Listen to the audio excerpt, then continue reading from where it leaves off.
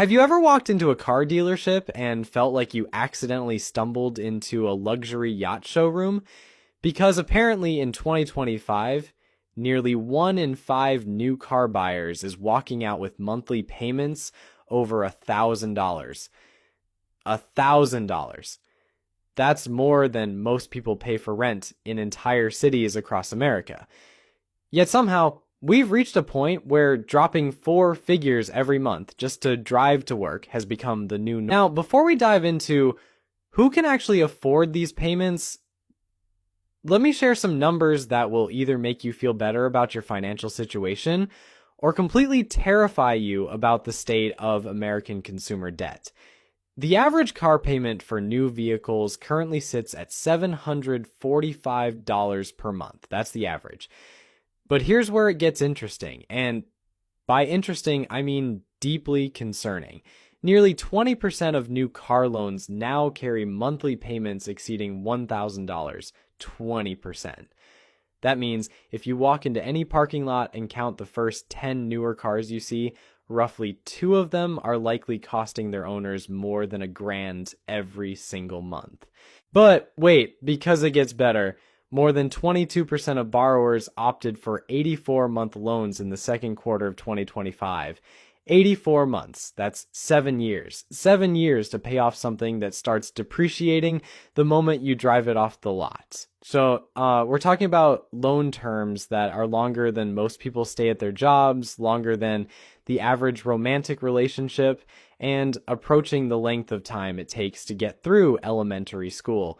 The stark reality is that affordable car payments have become about as common as unicorns in downtown Manhattan.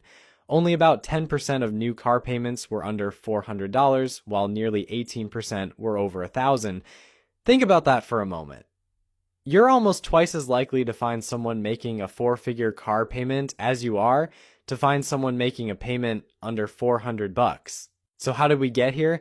How did we go from a world where a car payment over $500 was considered steep to one where a $1,000 payment barely raises eyebrows? The answer lies in a perfect storm of economic factors that have converged to create what I can only describe as automotive financial insanity. First, let's talk about the elephant in the room.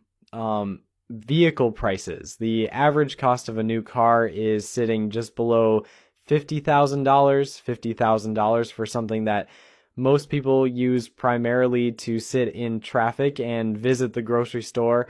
To put this in perspective, $50,000 is more than the median household income in states like Mississippi. We're talking about people financing an entire year's worth of income just to have something to drive. But the sticker price is only part of the story. The average amount financed for new vehicles climbed to over $42,000 in the second quarter of 2025. That's an all-time high, and it represents money that buyers are borrowing, not paying up front.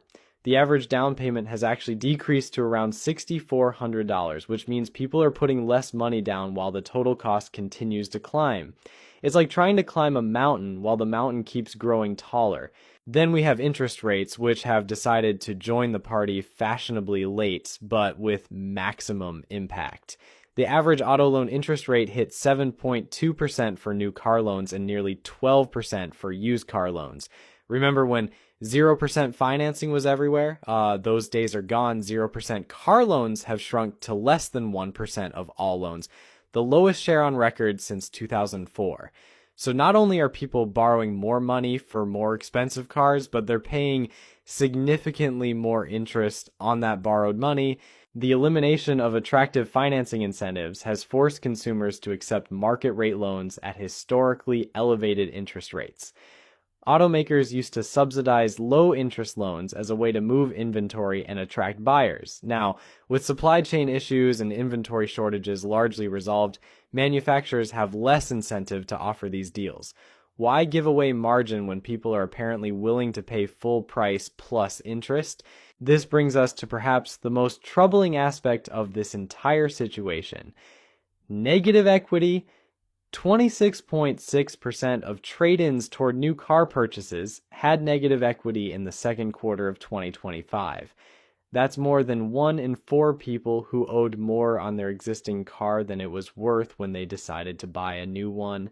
The average amount owed on these upside-down loans was nearly $6,800. Here's how this financial trap works. You buy a car with a small down payment and a long loan term. The car depreciates faster than you pay down the loan, so you quickly find yourself underwater. A few years later, you want or need a different car, but you owe more than your current car is worth.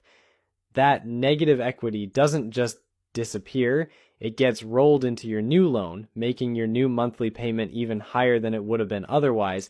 Nearly 33% of underwater trade-ins had between $5,000 and $10,000 in negative equity, while over 23% had negative equity above $10,000. Imagine walking into a dealership owing 10 grand more than your car is worth and then taking on an even bigger loan for a new vehicle. It's financial quicksand, and the more you struggle, the deeper you sink. The average monthly payment for buyers who rolled negative equity into a new loan climbed to $915, and that's just the beginning, because once you're in this cycle, it becomes incredibly difficult to escape.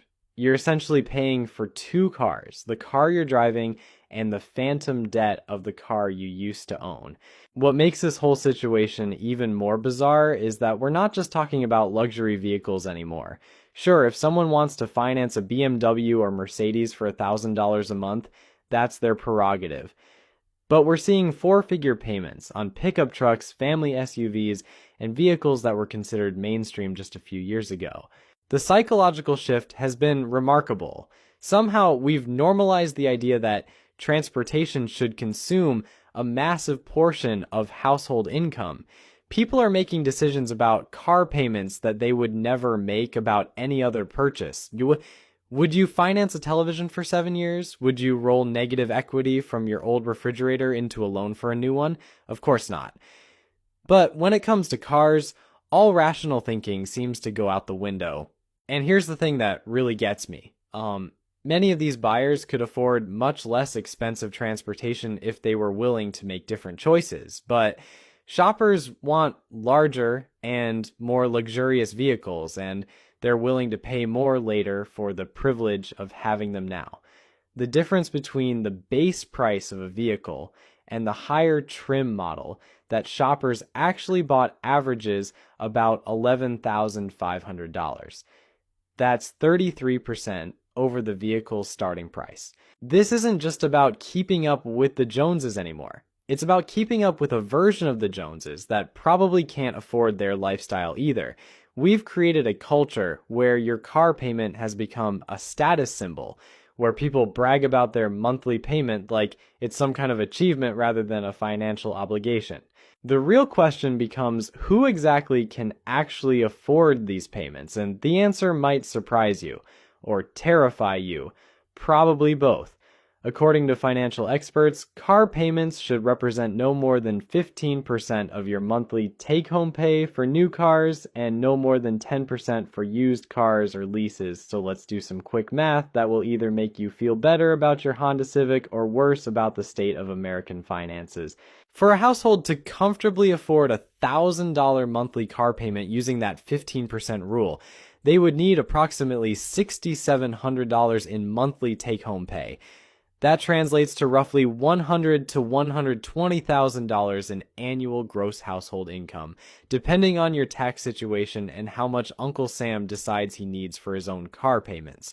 Now, here's where things get interesting. The median household income in the United States is around $84,000. That means half of all American households earn less than that amount. So, right off the bat, we can see that a significant portion of people taking on these $1,000 payments probably shouldn't be, at least according to traditional financial wisdom.